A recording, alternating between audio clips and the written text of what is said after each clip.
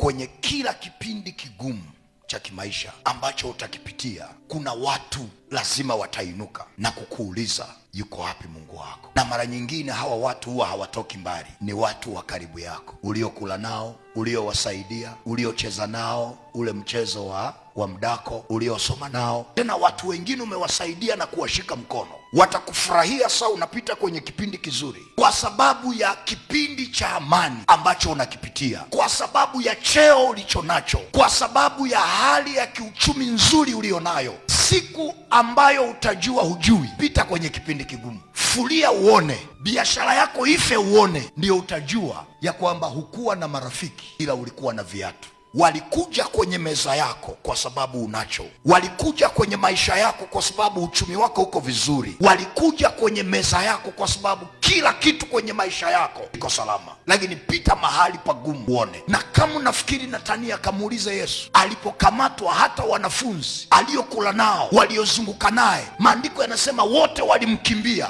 Na katikati ya hicho kipindi kigumu, Mungu akainua mpita njia anaitwa Simoni Mkirene, ndiye akamsaidia kubeba msalaba. Lakini kina Petro, kina Marko, kina Yohana walitimua mbio, na kuna mahali wanasema huyu mtu hatumfahamu kabisa. Kwani unaona tunafanana naye? Hatumfahamu. Na ndio maana ni muhimu sana kuomba Mungu akuinulie watu sahihi, na kama kuna marafiki wanafiki kwenye maisha yako, Mungu akutenge nao kwa jina la Yesu. Kama kuna marafiki wanaokuja kwa sababu kwenye ndoa una amani, biashara yako ina amani, kwenye maisha yako kila kitu kiko salama, lakini ukipita mahali pagumu watakukimbia, hao marafiki Mungu akutenge nao. Akuinulie Simoni Mkirene, ambaye haji kwenye maisha yako kwa sababu ya status ulionayo, ila anakuja kwa ajili ya kusimama na wewe kwenye vipindi vyote kwenye maisha yako. Iwe kipindi cha machozi, atasimama na wewe. Iwe kipindi cha kicheko, atasimama na wewe. Na ikiwa una marafiki wanafiki, Mungu akutenge nao kwa jina la Yesu.